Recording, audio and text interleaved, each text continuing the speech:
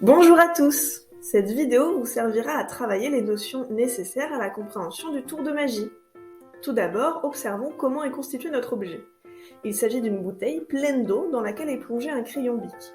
On peut voir que ce crayon n'a pas de cartouche, en effet elle a été retirée.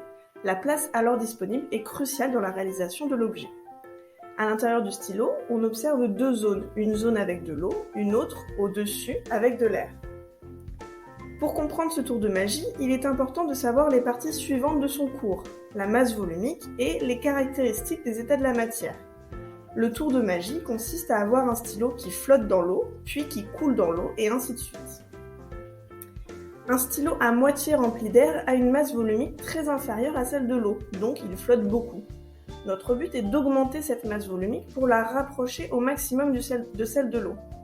On doit donc lester le stylo, c'est-à-dire rajouter de la masse sans rajouter beaucoup de volume. Pour cela, rien de plus simple que la pâte à fixe. Ça y est, notre stylo effleure à peine la surface de l'eau, il flotte toujours, mais est très proche de couler. Observons ce qu'il se passe lorsqu'on appuie sur les parois de la bouteille.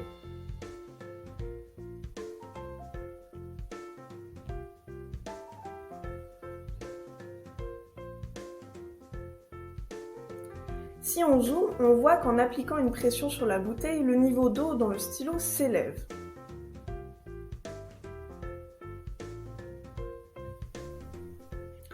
Lorsqu'on appuie sur les parois de la bouteille, cela ne crée pas d'eau et cela ne chasse pas d'air non plus. En revanche, l'eau étant incompressible, elle se retrouve poussée. Elle doit donc aller dans le seul espace qui lui reste, le stylo. Mais le stylo n'est pas vide, il y a de l'air. Heureusement, l'air, lui, est compressible. Voilà pourquoi le niveau de l'eau monte dans le stylo. Mais pourquoi ce dernier coule-t-il ? On a vu que si un objet a une masse volumique supérieure à celle de l'eau, il coule. Si elle est inférieure, il flotte. Au repos, notre stylo flotte, sa masse volumique est donc plus basse que celle de l'eau.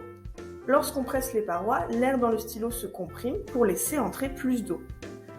L'eau étant plus lourde que l'air, la masse volumique du stylo augmente à force d'appuyer sur la bouteille. À un moment donné, la masse volumique du stylo va dépasser celle de l'eau qui l'entoure et il coule. Mais pourquoi remonte-t-il ? En relâchant la pression sur la bouteille, l'air va pouvoir retrouver son volume normal en chassant l'eau du stylo. Vous l'aurez compris, la masse volumique du stylo diminue et devient plus petite que celle de l'eau qui l'entoure. Il flotte. Created using Powtoon.